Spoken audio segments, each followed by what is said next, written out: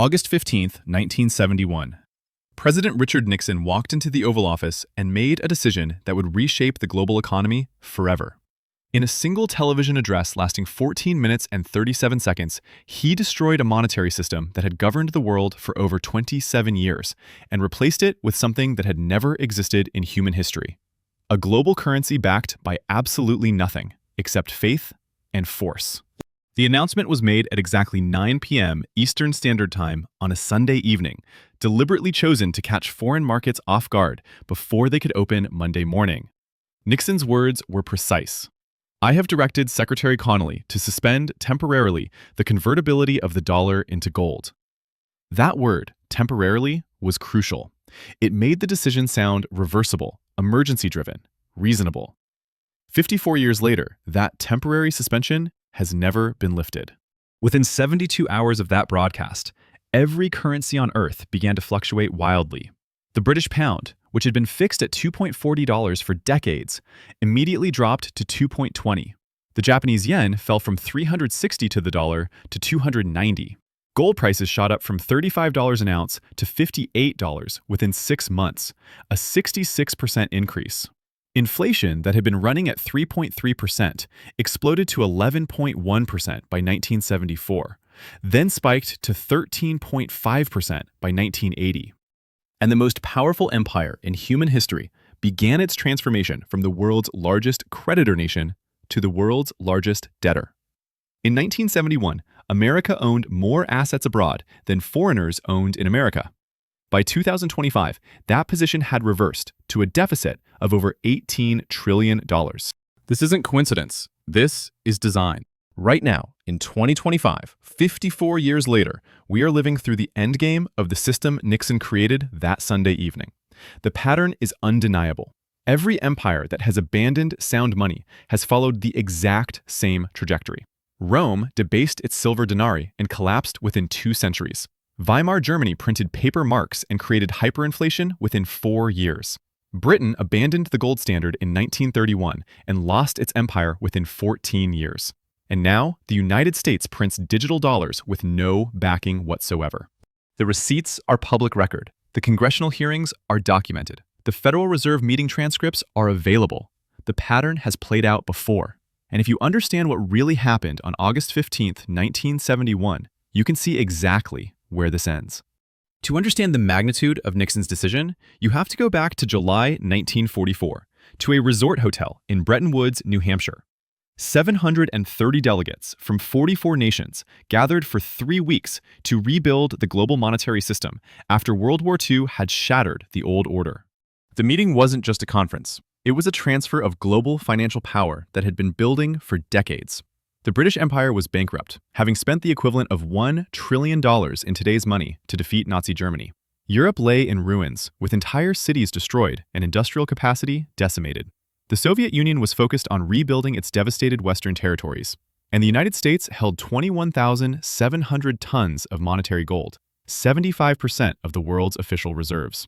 America's chief negotiator, Harry Dexter White, had all the leverage. The deal he struck with British economist John Maynard Keynes was elegant and devastating. The US dollar would replace gold as the world's reserve currency, but every dollar would be backed by and convertible into gold at exactly $35 per ounce. This wasn't negotiable. It was the only offer on the table. The Bretton Woods system gave America an extraordinary privilege that no nation in history had ever possessed.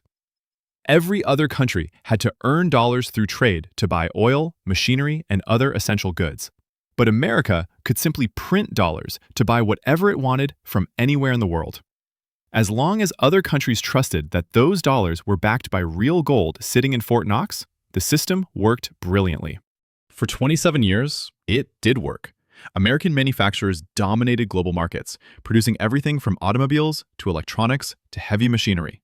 The middle class exploded from 30% of the population to over 60%. Infrastructure projects like the interstate highway system reshaped the continent. Universities expanded. Suburbs flourished. The American dream seemed achievable for millions of families. But underneath this prosperity, a fundamental contradiction was growing larger every year. America was printing more dollars than it had gold to back them. every dollar printed beyond the gold reserve was essentially a promise the country couldn't keep. And by 1971, foreign governments held claims on $65 billion worth of American gold. But Fort Knox contained only $10 billion worth of actual metal. France's President Charles de Gaulle figured this out first. Starting in 1965, he began demanding gold for France's dollars, calling the dollar system an exorbitant privilege that allowed America to print money and buy French companies, French real estate, French assets with paper. Other countries watched and followed. Germany demanded gold. Japan demanded gold. The gold window was turning into a gold hemorrhage. Nixon faced an impossible choice that Sunday evening in August. Honor America's commitments and watch Fort Knox empty out within 6 months, or break the promise that had made the dollar the world's reserve currency for nearly 3 decades. The decision he made would transform every aspect of human economic life for generations to come.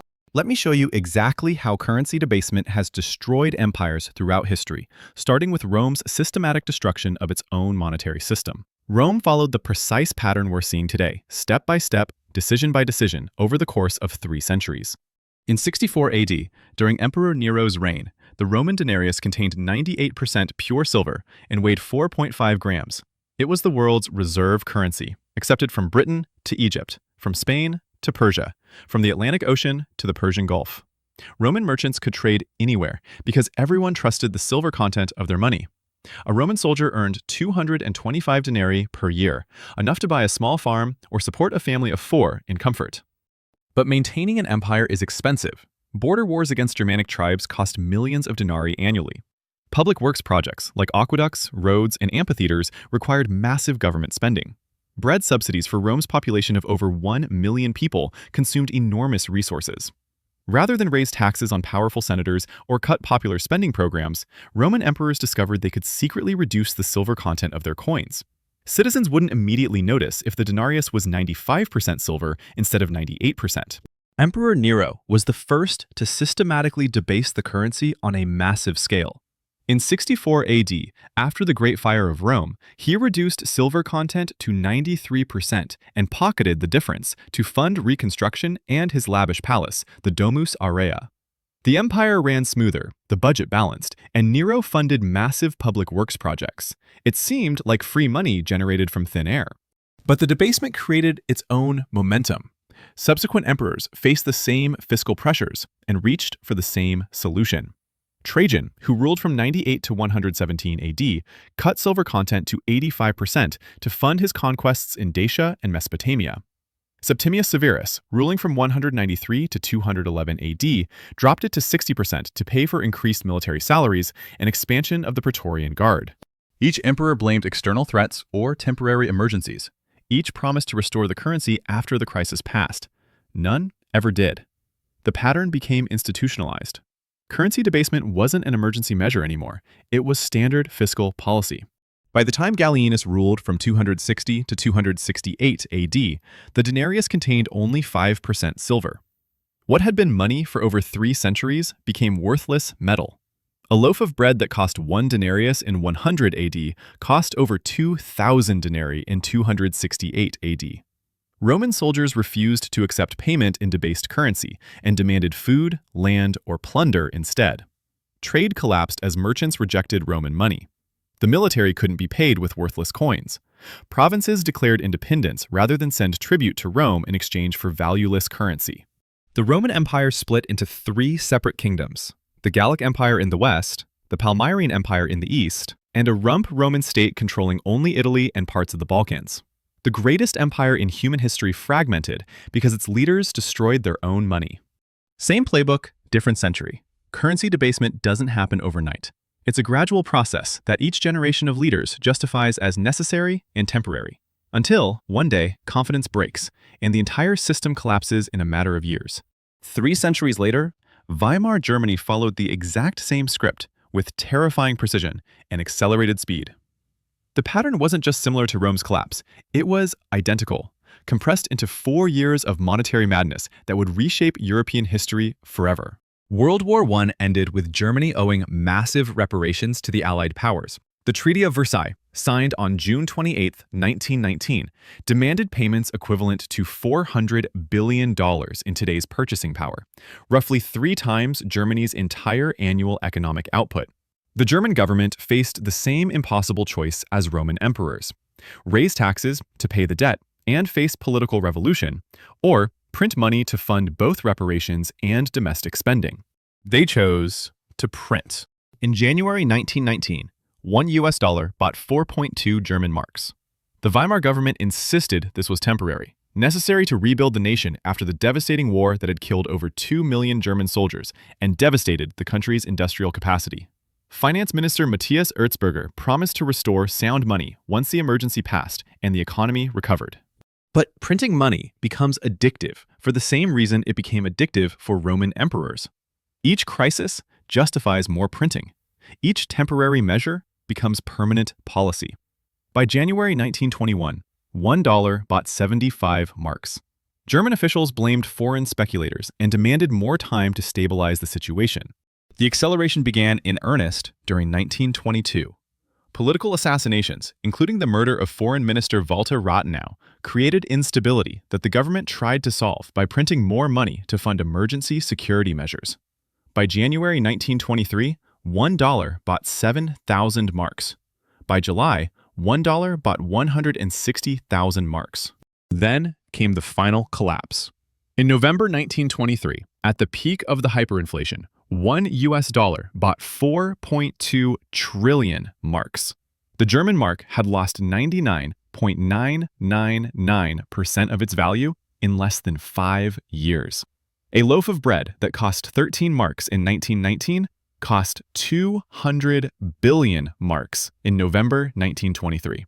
The human cost was devastating and immediate.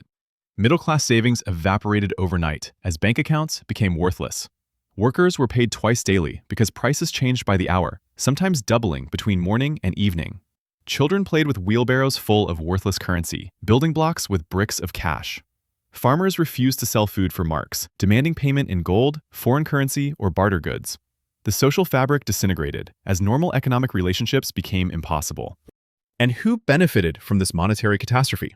The same groups that always benefit from currency collapse. Industrialists like Hugo Stinnes, who had borrowed heavily in marks before the hyperinflation, borrowed worthless currency and bought real assets. Coal mines, steel mills, shipping companies, real estate across Germany. They paid back loans with money that had lost virtually all value, essentially acquiring massive industrial empires for free. The collapse of the mark transferred enormous wealth from savers to debtors, from the middle class to the connected elite, who understood what was happening and positioned themselves accordingly. The political consequences were inevitable and catastrophic. Economic chaos created the conditions for extremism. The Nazi Party grew from a fringe movement of 35,000 members in 1922 to a major political force by 1928, promising to restore German greatness and punish those responsible for the economic catastrophe. This isn't ancient history. This is the blueprint being followed right now. The same monetary policies, the same justifications, the same inevitable consequences. Britain's decline followed the same pattern with mathematical precision, proving this isn't coincidence, but economic law. For 2 centuries, the British pound sterling was the world's reserve currency, backed by gold and secured by the Royal Navy. London was the financial capital of the world. British banks financed railroads in Argentina, mines in South Africa, plantations in India. The sun never set on the British Empire, and the pound never lost its purchasing power. World War I changed everything. Britain borrowed heavily to finance the war effort, printing pounds to fund massive military expenditures. By 1919, Britain owed more money than its entire annual economic output. The gold standard became impossible to maintain. In 1931, Britain abandoned the gold standard entirely. The pound, which had been stable for over 200 years, began to fluctuate against other currencies. Inflation followed immediately. The empire began to fragment as colonies questioned whether British currency was worth accepting. By 1945, Britain was bankrupt. The empire was dissolved. The pound lost its reserve status to the dollar. London's financial dominance shifted to New York. The pattern was complete. Abandon sound money, lose economic stability, watch your empire collapse. The transition from British to American dominance wasn't random. It followed the predictable sequence of monetary empire. The nation with the soundest money becomes the global reserve currency. That nation gains enormous economic advantages. Those advantages create complacency and fiscal irresponsibility. The currency is gradually debased to fund government spending. Eventually, confidence breaks, and monetary leadership shifts to a new power. This cycle has repeated throughout human history. From ancient Athens to medieval Venice to imperial Spain to modern America, the pattern is always the same. The only question is timing. Right now, in 2025, we're living through the final phase of the dollar's monetary empire, and the signs are identical to every previous collapse. The acceleration has become undeniable, the patterns unmistakable, and the outcomes inevitable. Since 1971, the United States has increased its money supply by over 3,000%. To put this in perspective, in 1971, there were $48 billion in circulation. By 2025, that number has exceeded $23 trillion. In 2020 alone, the Federal Reserve printed more dollars than existed in the entire American economy in 1990. This isn't gradual debasement anymore. This is monetary acceleration at a pace that would have shocked Weimar Germany's finance ministers. The numbers are staggering and accelerating. America's national debt exceeds $34 trillion as of 2025. That's more than the entire global economy produced in 2020.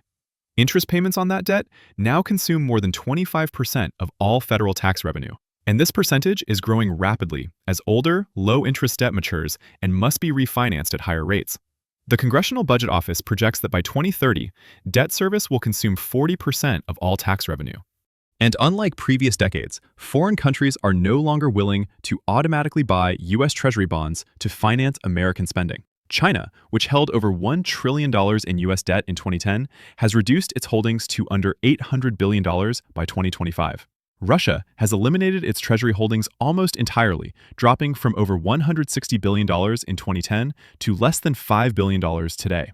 Saudi Arabia, which has recycled oil revenues into U.S. bonds since the 1974 petrodollar agreement, signed a currency swap agreement with China in 2022 and now accepts payment for oil in Chinese yuan, Russian rubles, and other currencies. The dollar's monopoly on international energy trade, which has been the foundation of its reserve status since Nixon's deal with the Saudis, is ending in real time. Meanwhile, American institutions are behaving exactly like Roman emperors and Weimar politicians, following the same script with remarkable precision. Every crisis justifies more money printing. Every temporary emergency program becomes permanent policy. The same people who benefit from currency creation insist that inflation is transitory, that debt doesn't matter, that this time is different because of American exceptionalism or technological advancement, or some other rationale that previous empires also used to justify their monetary expansion. Technology companies like Amazon, Tesla, Apple, and Google have benefited enormously from cheap money creation over the past 15 years. Their stock prices have risen faster than their underlying businesses could possibly justify because newly printed money flows into financial assets first, before it affects consumer prices. Jeff Bezos saw his wealth increase from $25 billion in 2010 to over $170 billion by 2025. Elon Musk's net worth grew from under $1 billion in 2010 to over $200 billion today. These men haven't become the world's richest individuals solely through superior products or business acumen. They've benefited from being closest to the money spigot, from having access to cheap credit and investment capital that was created by Federal Reserve money printing. Their companies have been able to operate at losses for years, subsidized by artificially low interest rates that made unprofitable growth models seem viable. Meanwhile, ordinary Americans watch their purchasing power decline year after year in measurable, documented ways. A house that cost $30,000 in 1971 now costs over $400,000 for the same structure in the same neighborhood. The same job that supported a family of four with a single income in 1971 now requires two incomes just to maintain the same standard of living. College tuition has increased by over 1,000% since 1971, even adjusting for general inflation. Healthcare costs have increased by 800% over the same period. This isn't natural economic evolution, or the result of improved technology or productivity gains. This is the predictable result of currency debasement. And it follows the exact same pattern that impoverished the Roman middle class in the 3rd century and destroyed German savers in the 1920s. The Federal Reserve's own data confirms this wealth transfer. Since 2008, the bottom 50% of Americans have seen their share of national wealth decline from 2.5% to 1.9%. The top 1% has seen their share increase from 32% to 39%. The top 0.1% has seen their wealth share grow from 17% to 23%. This isn't capitalism working efficiently. This is monetary debasement concentrating wealth among those closest to the money creation process, exactly as it did in Rome and Germany. Based on the historical pattern, we can predict with disturbing accuracy what happens next. Every empire that has abandoned sound money has followed the same sequence of stages, and America is approaching the final phase. Stage 1 was the initial abandonment of gold backing in 1971. Stage 2 was the gradual increase in money printing through the 1980s and 90s. Stage 3 was the acceleration of money creation after 9/11 and the 2008 financial crisis. Stage 4 is the current phase of extreme monetary expansion. Stage 5 is hyperinflation, followed by monetary collapse and the emergence of a new reserve currency. This isn't speculation, this is historical pattern recognition. The signs are already visible. Inflation is returning after decades of apparent stability. Asset prices are disconnected from economic fundamentals. Wealth inequality has reached levels not seen since the 1920s.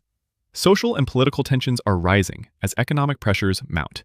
Foreign governments are increasingly unwilling to accept dollars for real goods and services. Alternative monetary systems are emerging, from cryptocurrency to central bank digital currencies to commodity-backed currencies. The dollar's monopoly is ending, and when confidence finally breaks, the collapse will be swift and devastating. American policymakers will react exactly as their predecessors did in Rome and Weimar Germany. They will blame external forces, foreign interference, greedy speculators, anyone except themselves. They will print even more money to fund emergency programs. And they will accelerate the very process that caused the crisis. The only question is whether the American people will recognize the pattern in time to protect themselves, or whether they will repeat the same mistakes that have destroyed every monetary empire in human history. August 15, 1971, wasn't just the day Nixon ended the gold standard. It was the day America began following the exact same pattern that had destroyed the Roman Empire, Weimar Germany, and the British Empire before it. The same policies, the same justifications, the same inevitable results. For 54 years, the dollar system has allowed America to live beyond its means, to print money instead of earning it, to consume more than it produces. But every empire that has tried this approach has faced the same reckoning. You cannot escape the laws of economics any more than you can escape the laws of physics. The pattern is undeniable. Rome debased its currency and collapsed. Weimar Germany printed money and created the conditions for dictatorship. Britain abandoned the gold standard and lost its empire. And America has been following the same script since 1971. If this video opened your eyes to the monetary pattern that has shaped history, if you can now see how the same forces operating in ancient Rome are operating in modern America, then subscribe to Economic Rewind. Because this is just the beginning. Next week, I'll show you exactly which families and institutions have positioned themselves to benefit from the dollar's collapse, and how they've used the same strategies that made them rich during every previous monetary transition.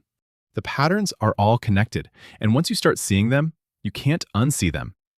This is Economic Rewind, where we uncover the financial patterns that shaped history and are shaping your future right now. Hit subscribe because the system operates whether you understand it or not, but understanding it changes everything.